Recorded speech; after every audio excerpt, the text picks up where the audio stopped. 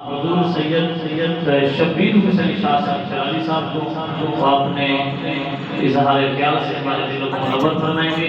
آپ ایک بار اللہ و اس کے رسول کا نام بلند کریں۔ نعرہ تکبیر، نعرہ تکبیر، نعرہ رسالت، نعرہ خلافت، نعرہ حیدری، لبیک لبیک لبیک یا رسول اللہ، لبیک لبیک لبیک یا رسول اللہ۔ تاجدار ختم نبوت، تاجدار ختم نبوت، من سب نبیا، من سب نبیا۔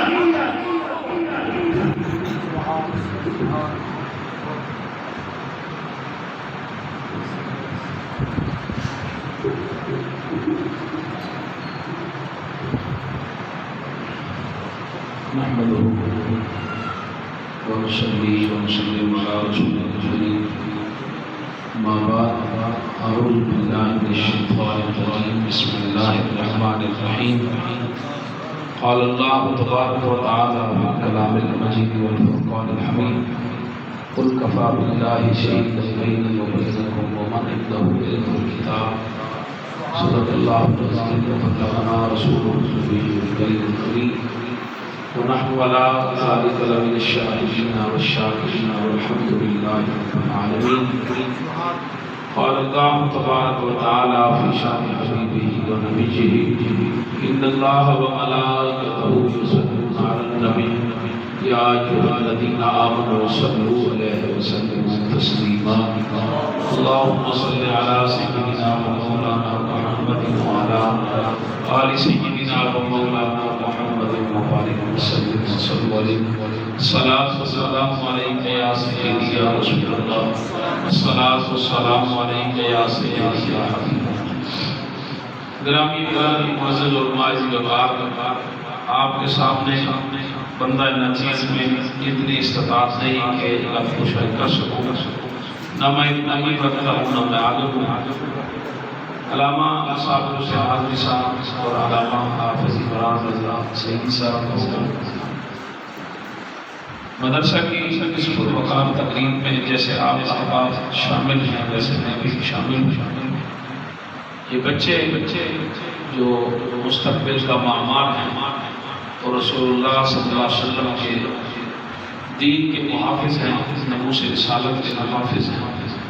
اللہ تبارک و تعالیٰ کی بارگاہ میں دعا ہے، اللہ پاک سب مسلمانوں کو ایسی اولاد نرینہ عطا فرمائے، کیونکہ قرآن مجید جو قرآن حمید ہے وہ ایک عظیم روشنی ہے، وہ ایک عظیم نور ہے کہ اللہ تبارک و تعالیٰ جس کے سینے میں قرآن کو اڑیل دیتا ہے وہ خود تو روشن ہوتا ہے، سو ہوتا ہے، لیکن اس کا ایسا نور، قرآن کا ایسا نور پھیلتا ہے جس سے 7 نسلیں روشن ہو جاتی ہیں۔ 7 نسلیں، دنیا کی کوئی تعلیم ایک بندے سے دوسرے بندے تک نہیں پہنچی۔ آپ جو مرضی پڑھ رہے ہیں، آپ نے اپنے بچوں کو جو مرضی پڑھایا وہ دوسرے بندے کو فائدہ نہیں، وہ اسی کو فائدہ دے سکتا ہے۔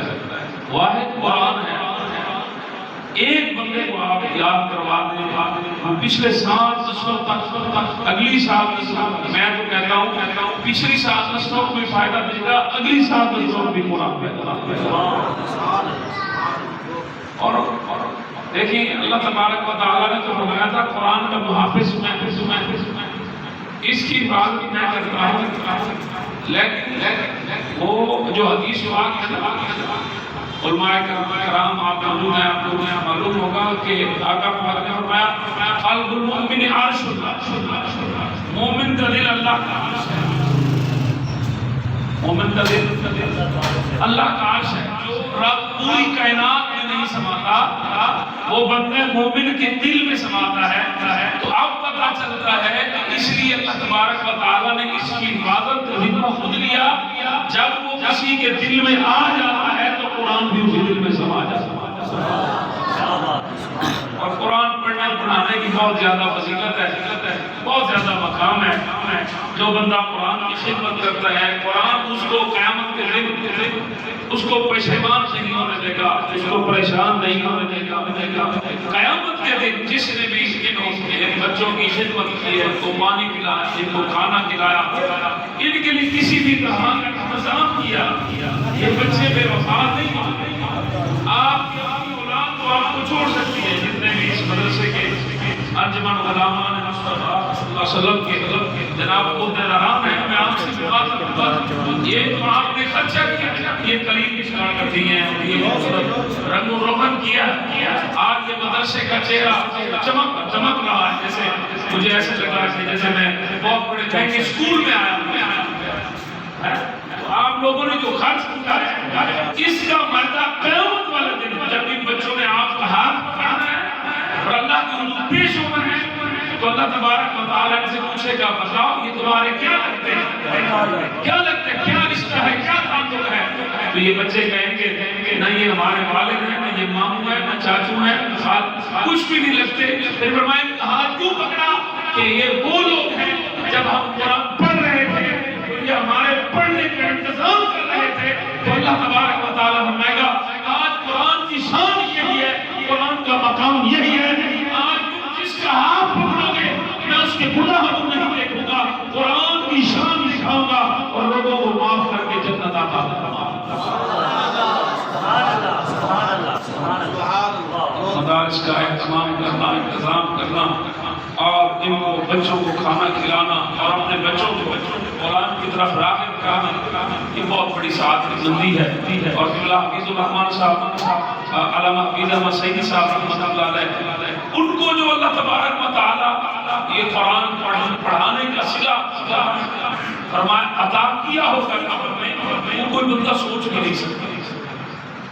ایک بندے یعنی مثال کے طور پر دبئی کا شیخ زید بن نہان گزشتہ کچھ دن پہلے فوت ہوا ہے، اس کے پاس 18 ارب ڈالر تھے، اس کے پاس اتنی دولت تھی اگر وہ پوری زندگی میں روزانہ 1 کروڑ روپیہ خود خرچ کرتا پھر بھی وہ مرتے وقت اپنی دولت پوری خرچ نہیں کر سکتی۔ اس کے بعد اتنی دولت تھی 18 ارب ڈالر بہت زیادہ پیسے بنتے ہیں، اگر 1 کروڑ روپیہ ڈیلی کا وہ خرچ کرتا پوری زندگی پھر بھی اس کی دولت بچ جاتی مرتے وقت۔ لیکن ایک طرف وہ ہو، ایک طرف 18 ارب ڈالر کے مالک کی قبر ہے اور ایک طرف جس کے پاس جاتے ہوئے 18,000 روپے نہیں تھے، ایک طرف اس کی قبر ہوگی۔ اس نے ساری زندگی دولت کمائی، قیامت کے دن اس کو حساب دینا ہوگا۔ علامہ حفیظ احمد صاحب نے وہ دولت کمائی جو اس دنیا میں نہیں چلتی، آخرت میں چلتی۔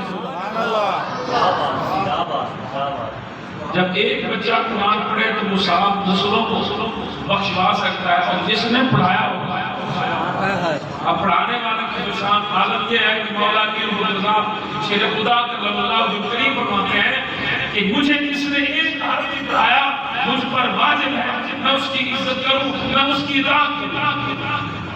جس معاشرے میں اساتذہ کی عزت نہیں ہوتی وہ معاشرہ کبھی ترقی نہیں کر سکتا۔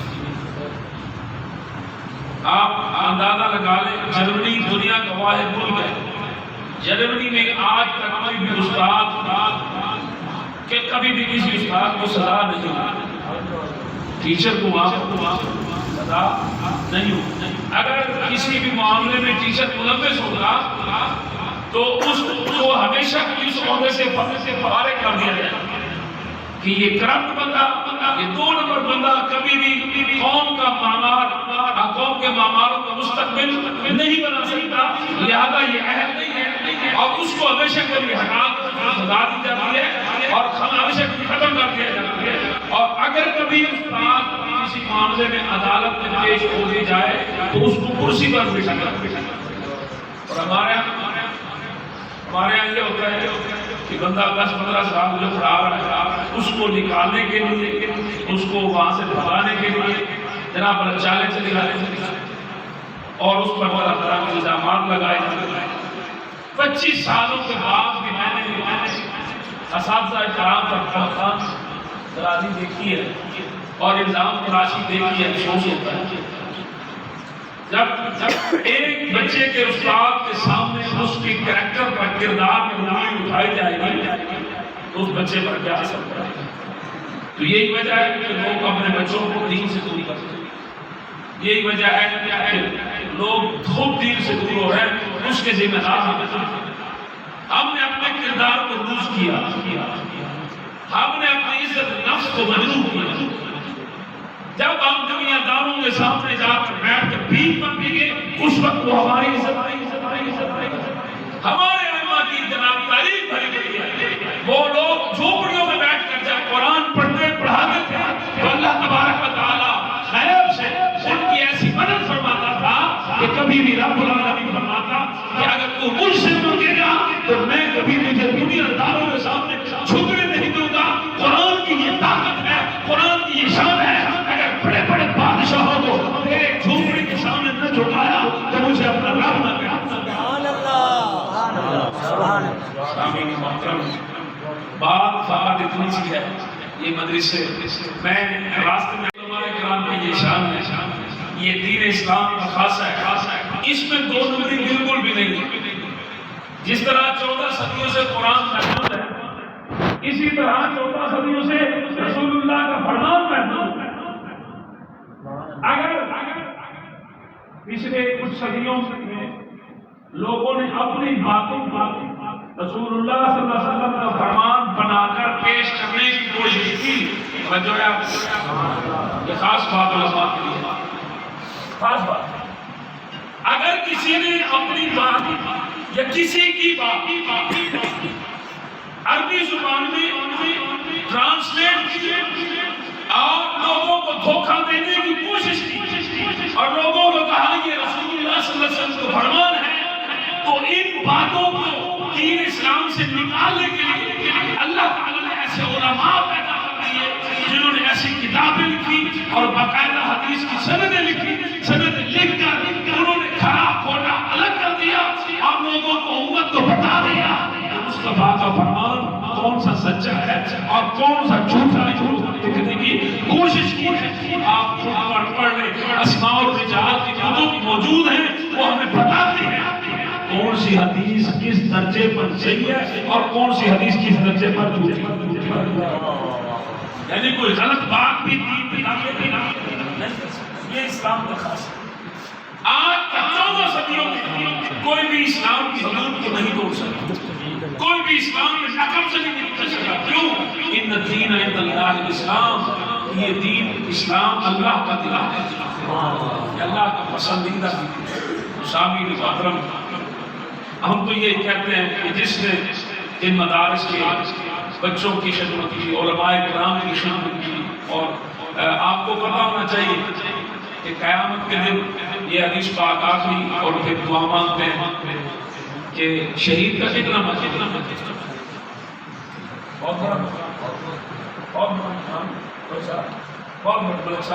مقام ہے شہید, اور لوگ دعا مانگتے ہیں کہ اللہ میں شہید ہو جاؤں. کیوں؟ اس لیے کہ گناہ معاف ہو جائیں گے, اللہ کا دیدار بھی ہو جائے گا, جنت میں گھر بھی مل جائے گا. لیکن شاید لوگوں کو یہ نہیں پتا کہ قیامت کے دن علماء کرام کی قلموں کی سیاہی اور شہیدوں کے خون کا وزن ہوگا.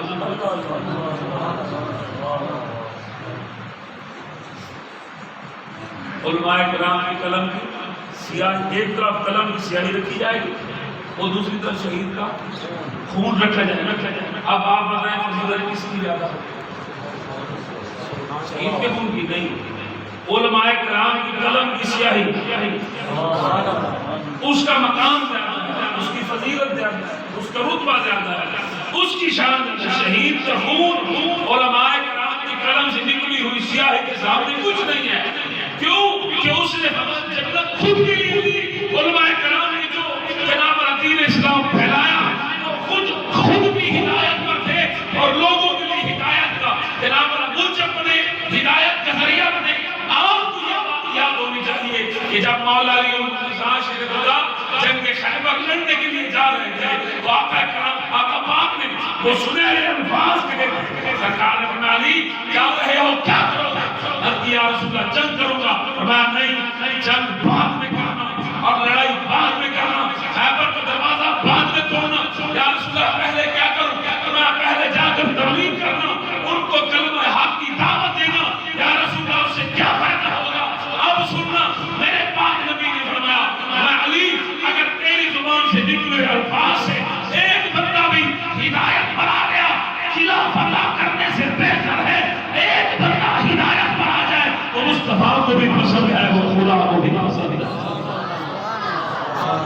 اصل کام ہے لوگوں کو ہدایت بچے کرنا.